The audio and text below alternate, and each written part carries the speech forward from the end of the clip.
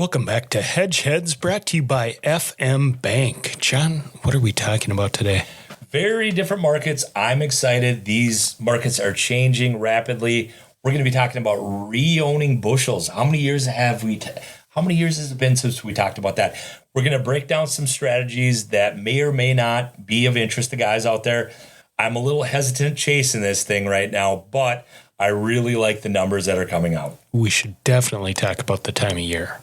Yeah, it's one thing to be excited about the market, and it's another thing to chase it way too early, which if you've listened to the podcast, we've been talking about this for a long time. I've been a little bit early and stuff, so I'm trying to temper my expectations, but I love this market. Lots to talk about. Let's go.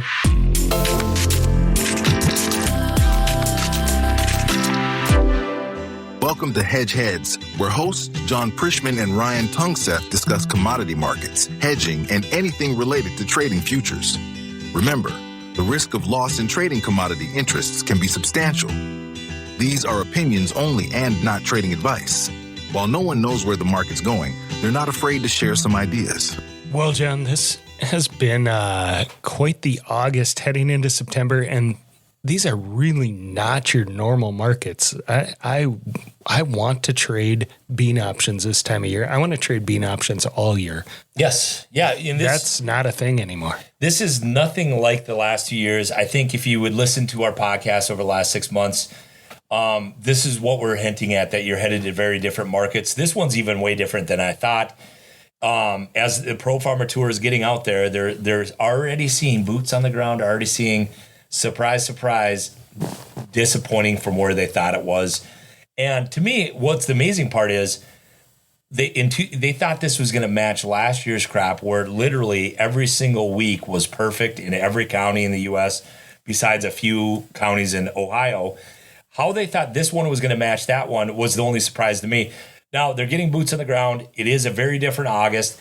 They're not already liking what they're seeing. And when I say that is we have a huge demand base. That's what Ryan and I have been talking about for the last 6 months, is this was a ticking time bomb. You were going to get a little ripple, a little wave here that was going to change something in this perfect weather every day to now we're uncertain what's out there. For the last 2 years, I should say, we've had wonderful weather, and now we have regular weather. What do you know? The yields aren't records. Shocking. Yeah, shocking. But for some reason, it was shocking to the trade. This is, like you say, a normal August would be the price can't stay down here forever. You'd be pretty bummed out. The funds are really short. This is nothing like that. The funds are getting long. They're realizing, hey, this is a demand-led market. As a matter of fact, it's been so good on the processor side, the guys buying your grains, that I bought ADM stock. And a year ago, you could see this coming. That was a year ago, not a recommendation. I did take profits, but the profits these guys are making off purchasing your grains are the best they've ever seen. No reason to think demand's going to disappear. Unless you look on Twitter, then they're whining. Yeah. Well, there's constant whiners on Twitter. But these guys buying your stuff, I've been saying this, like, why market something when you have this demand base and they're going to pay for it? Why give it away? And finally, that day's here, what we've been talking about, them realizing the demand might start outstripping the supply. I think that we saw that in the last USDA report. And you're getting this different feel. The calls I'm getting, guys are kind of catching on. Obviously, in Minnesota, they're going to catch on a little bit faster.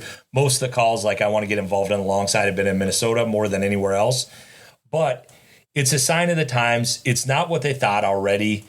The demand's not in question at all. The question is, what was the supply going to be? So if that is the highest numbers that we're going to see and that it's going to start working its way down, that's why you're seeing kind of this rush to grains. But at the same time, the time of year a guy does have to be a little bit careful getting ahead of himself. That's the biggest thing, because seasonally, this isn't. I shouldn't say it isn't the strongest, because it can be. There are times, but it's not the time of year where the market behaves normally. No, usually we're at a low price. Everybody's not happy, and there's a huge supply coming. Or the last 2 years, that's the way it's felt.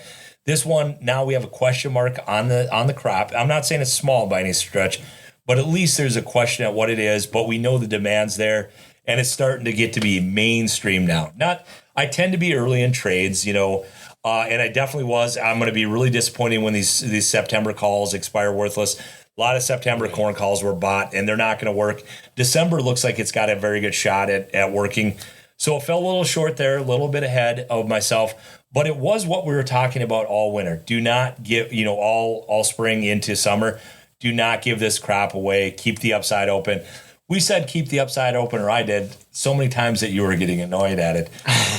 But you, again, this is a demand-driven market. This time last year, actually. Yeah, and you could. In what's hard about it is the supply's still there, and look at the structure of this market. You have very wide carries, but the good news is the demand is so strong that they are worried about supply, and that's something that we've never seen before. Right. Well, and part of it is the last 2 years' crops have easily been able to keep up with demand. Yeah. If we don't have the production we've had, that's where it becomes interesting. Yep, and that's exactly what's happening right now. Them realizing, hey, we just had a regular year. No one's saying, that's a problem with social media is nobody was saying it was 2012, but the Bears would say, the Bulls are saying it's 2012, and then the Bulls are saying, the Bears are saying it's like last year or the year before, and nobody can find this middle ground in anything. Politics, the grains, anywhere. It seems to affect everybody's opinion on everything. I think our point was that if it isn't a perfect crop like it has been in the last 2 years, that we're going to see a lot higher price, and that is unfolding right now. We did some marketing incrementally on the way up, but other than that, we haven't made any recommendations. It feels like a win. And where do we go from here? Let's start talking about that because that's all anybody cares about. Yeah, where do we go? Guys are very interested in reowning bushels. I'm a little hesitant to, as we talked about, dive in headfirst in August. Even the drought of 2012, we came down all of August. You find lows in August very often, but it's starting to rise. It's got that 2020 feel to it a little bit without the Chinese demand. The good news is the demand's so good now that you don't need China to have a 2020. Are we going to do the same thing? I don't think so. We had a 2019 crop that wasn't there, where the last 2 years have been there. Maybe not to the degree they say. They've definitely been there. So it's not 2020, but it's got that vibe to it. It's got that these purchases from China coming through every morning in soybeans. And then it's got the weight crop that's way up there now starting to shrink on a guy. So it's got that feel to it, which means we're looking at the long side of stuff. Reowning bushels. Almost all the phone calls that I have right now are trying to figure out how we're going to reown these bushels. Are we going to buy futures? Are we going to buy futures and buy puts, which is like a synthetic long? Are we going to just buy calls? What kind of structure does this market have? What's the best idea out there? Call, you mean, not synthetic long? Yeah, Sorry. I'm not a huge fan of the carry in the market. So what we're personally doing is advising guys not to get too wrapped up in long distance stuff. Are calls a good way to get involved in the market? Not necessarily the way it's structured. Implied volatility is coming up here, but they can factor in a winning strategy. We're looking more towards how can we reown this but still have protection, and that's what we're doing personally. If you want to hear more about that, we'd be more than happy to get that. Guys on the Insider and the clients will see an email this week on these ideas. And if you want a copy, let us know. Give us a call and we'll send you a copy, or email us. But that's what we're looking at. This is it's a good feeling because we really haven't had this in a couple of years or a few years, where it does feel like this market has upside. I would agree, and that's because these producers are too good at growing stuff. Yeah, what I really love about this is they're still good at it. It's right. Still good, but the demand is outstripping it. And grain markets are cyclical, and the barge is turning around. Like the corn is a big, giant, long barge that's hard to turn around fast, but it is finally turning around. But that being said, I'm not saying go out there and run and just get super long these markets. That's not all we're saying. Every time that we are going to get longer, reown bushels, it's going to have protection on it one way or the other. That's the way I'm going to recommend doing it. Other guys will just reown it or whatever they want to do. And remember, reowning it is not a hedge, and we are the hedge heads, so we should talk about hedging that. You do have to talk to your banker. There's definitely different philosophies on this as well, but I still think it's an important thing to talk about is that this is the first year that it even looks like a good idea to reown it. I know a lot of guys have sold earlier and they want to be a part of this, but then you don't want to get too wrapped up into buying more bushels than you need. You're already raising it. And then we'll focus on, what does it do if it gets to this price levels and marketing. Much more fun. I like markets like this. Very different than the last 2 years and more exciting. It's fun to come into work. Every conversation's a lot more positive than it's been. But again, are we going to $6 right now? No, we have a huge supply coming in, second largest ever, according to the USDA. But I have a feeling the numbers are going to shrink, not grow. Others argue otherwise, but that's what makes a market. Let's dive into beans a little bit. I don't think we've talked much about beans. No, and that what are your thoughts beans are just such an interesting market to me right now because that's most of my trading through my illustrious career. You like beans? Has been bean options. You do like beans. This year, you can you can trade bean options if you want, but it hasn't been the bean option market that the last 8 to 10 years were. Yep. Yeah, they are behaving different. They're being used different. The price different. And you were talking about it before we went on air. The only really weak-looking day, and there's been a couple minor weak-looking days, was that limit moved down 70 cents. And the thing is, back in April. Yeah, it stopped that day and worked its way higher. This thing's wanted to fight back and go higher, which I think it's the domestic demand changing. I think you have a pretty good bid under it, and meaning that these guys are going to be buying it what it seems to be at a higher price than normal because they're making more money than ever. Why wouldn't they? What do they care if it's $11 or if it's $9? As long as they're making money, it doesn't matter what the price is, and that's exactly what's happening here. This is a demand-led market. Again, it kind of reminds me of 2020. It's been a demand-led market. We just had oversupply, and now they're starting to worry about that. So it's an evolving market. I am excited to see what this has in store because they say it never stays at $11. Historically, that's true because either it's really bullish in soybeans or it tends to be really bearish, and there's not a lot of in between. And that's why it doesn't stay at $11 often. We found the in between. We found the in between. $11. It seems like this is what the processors and everybody's willing to pay is $11 and beyond. And we've been to this price. We've been above $11 for a very long time now. And it hasn't been like if you see 350 million bushel carryover, that's not been an 11 plus price in the past. No. You have inflation inflation's a part of it. The world events are a part of it. The margins are a part of it, but you're seeing a rapidly evolving market, a demand-led market, and those tend to be the strongest markets that are out there. So I'm excited. I think these are healthy-looking markets. Things do change. Again, if we're going to re-own stuff, I prefer to do it you can get as excited as you want, but you do not want to be chasing these markets saying that we're going to run out of grains. That isn't going to happen either. No.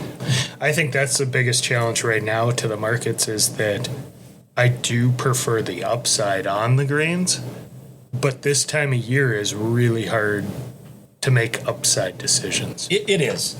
It is. So we're going to try to do things really smart here. We're going to try. I know that's going to be hard to do, but we are interested in the long side in the re-ownership, but we're going to do it in a limited risk way if I have any say in it. Other guys might change their mind. And we're adjusting some of the positions that we put on. I don't like near as much as I did even 3 weeks ago. I feel like this market's changing very quickly. I feel like the attitude's getting to be more mainstream, like maybe this isn't what we thought it was. Because even 2 weeks ago, guys were still putting out 184, 185, 186. That was very common. And I thought it was nuts the whole time. Just because it was so good for the last 2 years, I don't know how it could possibly be the same. But it's getting to be a mainstream deal that this is a questionable supply. I'd say questionable in quotation marks. But just recognize it's a very different market than you've been dealing with in the past. Until the numbers change, I would expect it to be a very different market. Yeah. Let's take a quick break to hear from our sponsors, and then we'll dive a little deeper into corn. This episode of Hedge Heads is brought to you by FM Bank. FM Bank, built for agriculture, with 6 locations across southern and western Minnesota, serving producers throughout Minnesota and the eastern Dakotas. At FM Bank, you're not explaining farming to a banker.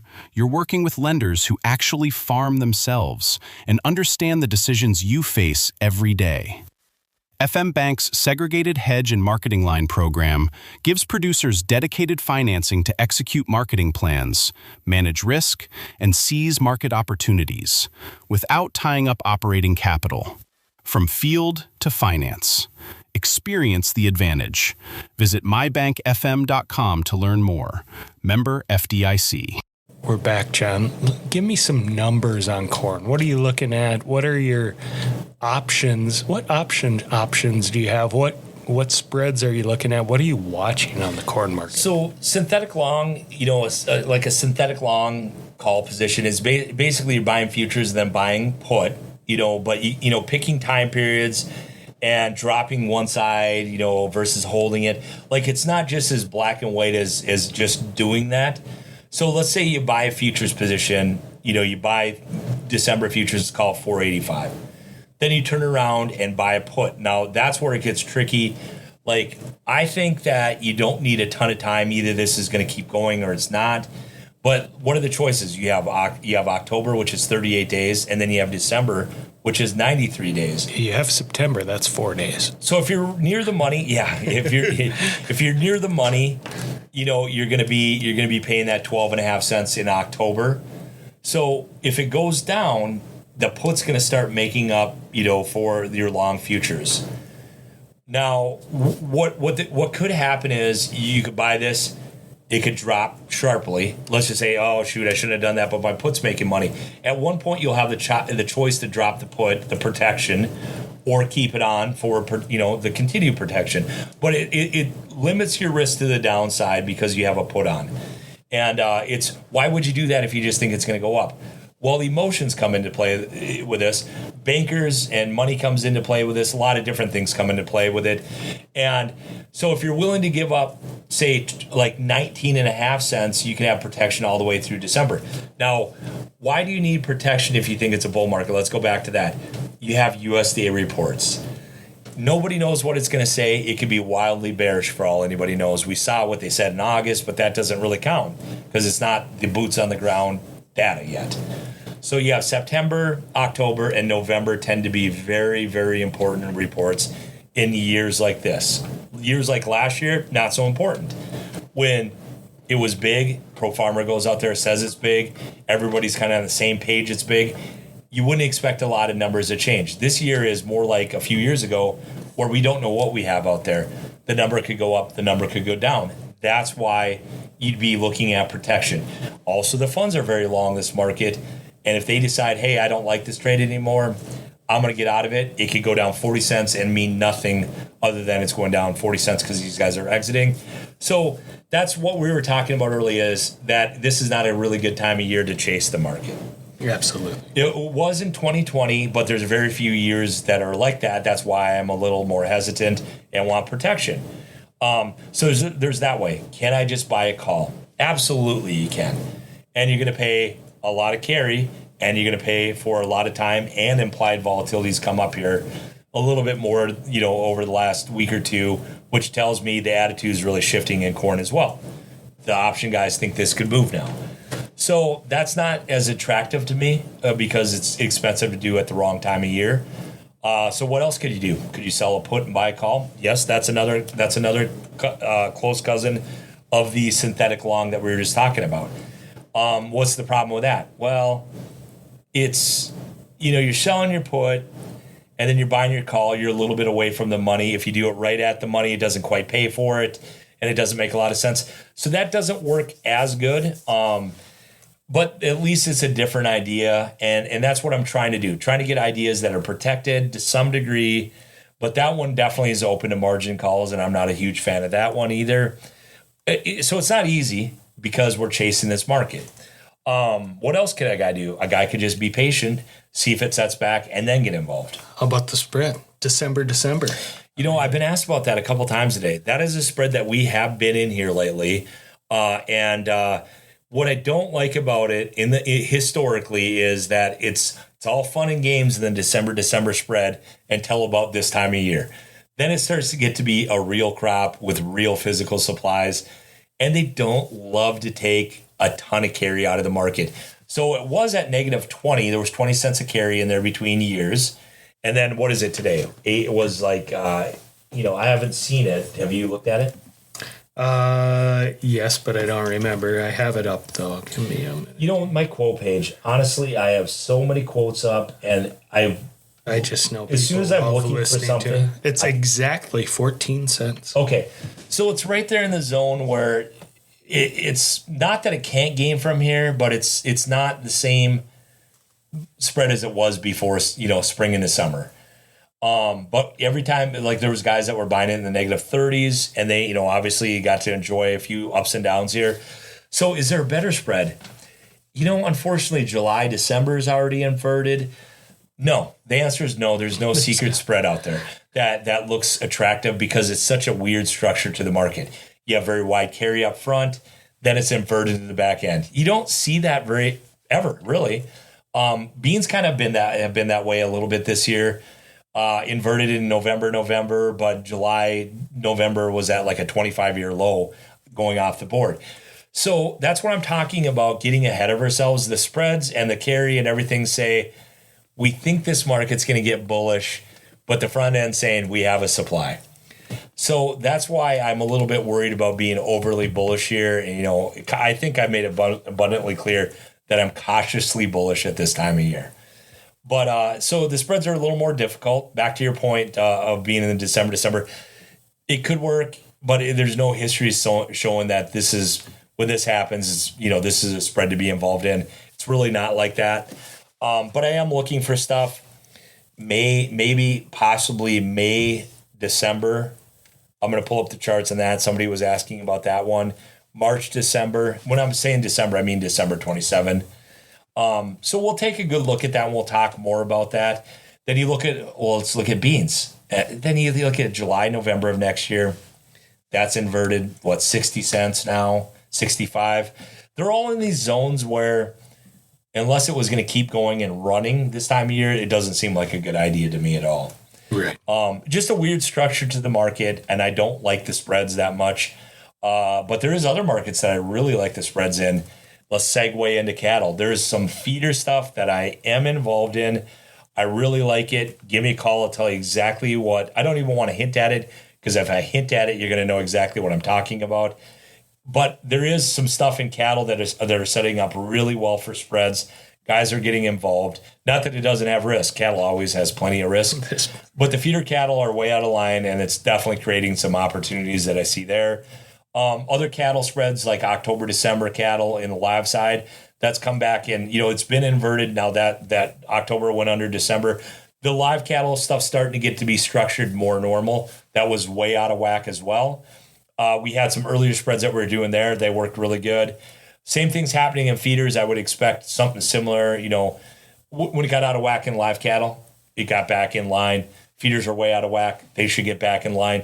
So cattle have been presenting some opportunities, but what I don't like about cattle is it's been wildly unpredictable in the spreads, other than when they're getting to these extremes.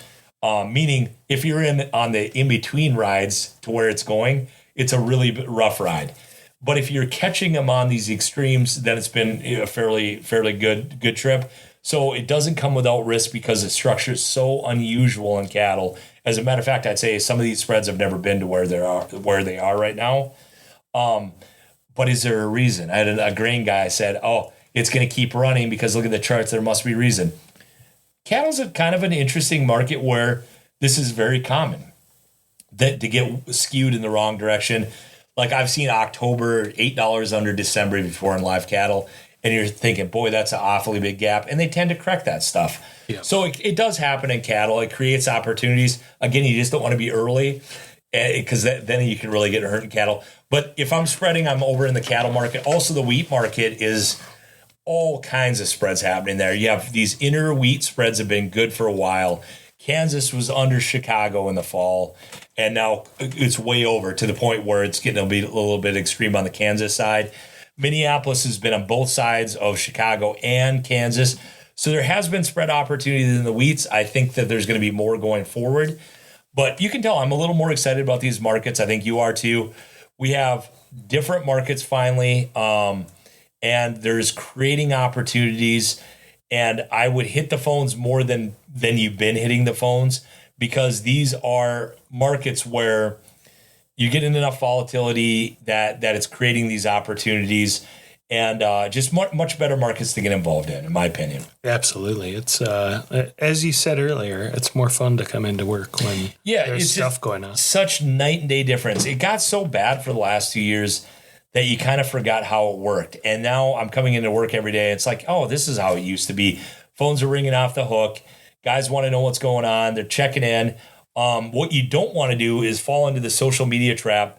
I think that was, if you were to believe everything on social media over the last year, you would have thought we'd had the biggest crop ever out there. I think that it's getting to be really extreme. Everybody's seemingly upset at all times for whatever reason. I've been steering away from it a little bit more, just for a lot of different reasons. I just genuinely don't think it helps on the trading side of stuff. I never thought it does. There's definitely guys that trade and make money, but they're the ones not talking about the trades. And then everything else gets to be so petty that it's just distracting from what's going on. But just talking to guys calling in, you can tell they're confused, and they're confused because they're reading a million different things. Right. A sign of the times is just a lot of information out there, and you're going to get confused the more you read. So my advice to guys that maybe are feeling that way is just take a break from it. Read a lot less. Check in once in a while. Read your favorite guys. Maybe go to, instead of like, there's a few different choices on Twitter. You can do what's recommended to you, or just the people you follow. Just, keep it real simple. I think you're going to do better in the markets doing that. Use your own eyes, use your gut. The guys that have been doing that lately have been doing better as well. And I think it has its part to improve things, for people. But I just think that there's too much noise really to be beneficial reading it every day. All I know is when I haven't been reading, I haven't been missing anything. I know you have taken a really big break from social media. I have gone almost 100% away, especially from X, although I do like to check it out occasionally. Yeah, you're definitely see what's on there just so I can laugh. Yeah, you're interested in the running side of stuff, but you probably feel a lot better, don't you? I would definitely say there's times it's better, yeah. Yeah, it's just, you can just tell that, people, there used to be a lot better information on there, but I enjoy like the crop tour pictures, stuff like that. I'm not saying that there isn't any benefit at all. What I'm saying is that there's so much out there, so much information that it gets to be confusing, and I think that you're probably better off keeping it simpler. I just don't think all the opinions out there, I don't know. It doesn't look like it's helpful to me. No. There's a few, but I would say, from an information side, there's definitely people who have helpful information. Does it help you with trading?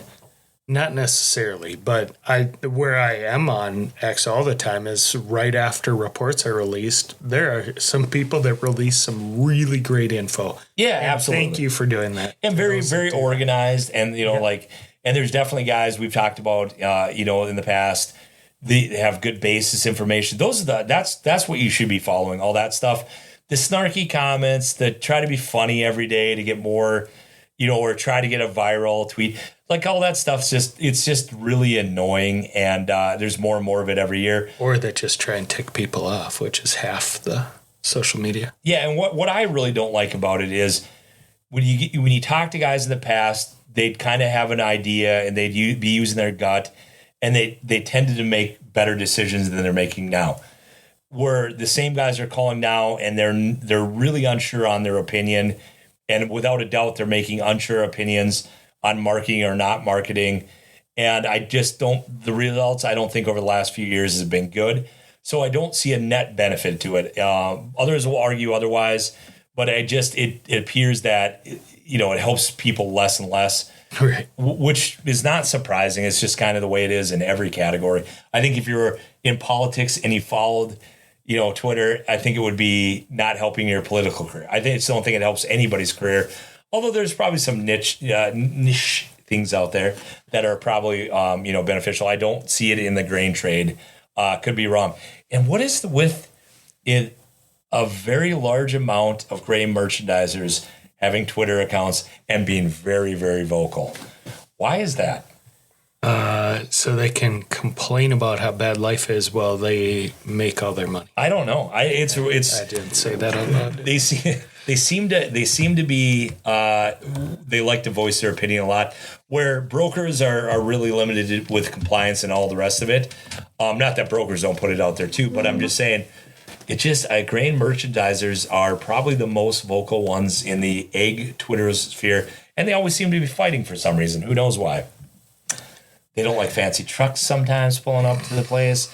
They don't like this. They don't like dump. Anyway, we won't even go on that. But I don't know the reason. I was asking, why is there so many grain merchandisers on there? It must be the way they gain their clients, John. Who knows? Who knows? I don't have it figured out. Sounds like we're devolving into the end of the show. That's Do you fine. have anything we didn't cover? We don't chit chat enough. That was a little chit chat. That's fun sometimes too. I feel like that was you rambling and me trying to look up a number. Yeah, well, we need some of that too. So we can chit chat too, but sorry, I couldn't find the number I was trying to look up either because I was actually going to try and make a point. But yeah, and I was going to mention real quick, if you're in the Fergus area, surrounding area, we're going to start a marketing club here, and it'll be Tuesday mornings. I'll get a little more information out there. And also further away in Minnesota, North Dakota, I'll try to get a couple more going. I got kids that are graduated. I got because time. You should meet in real life, real life connections. I haven't done that in years. And I do feel like it is time to do that again. Kids are graduated. It's time to hit the road a little bit. And we're working with the bank. And, we didn't talk a lot about the bank and the loan side of stuff and all that stuff. We will in the coming days be talking a lot more about that. Very important stuff. I'm excited about these markets. We finally have something very different. Love it. Why don't you leave your number, John? 218-731-1578. Thanks. Yep.